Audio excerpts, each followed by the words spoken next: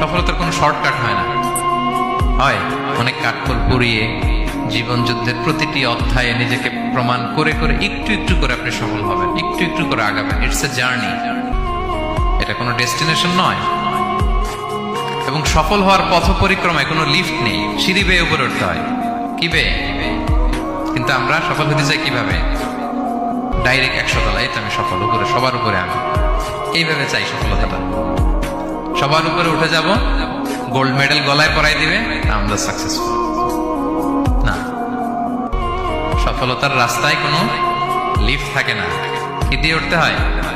সিঁড়ি বেয়ে ঘাম জড়িয়ে উঠতে হয়। দেখেন, শুধু আলোর মুখ দেখার জন্য মায়ের পেটে আমাদের কত সময় লাগছে বলেন তো? জাস্ট একটু লাইট, হ্যাঁ, 9 মাস 10 মাস সময় লাগছে শুধু একটু আলো দেখবো আমরা। একটু আলোর মুখ দেখার জন্য আমার লাগছে 9 মাস। আর এখানে আমরা শর্টকাট খুঁজি, খালি কি খুঁজি?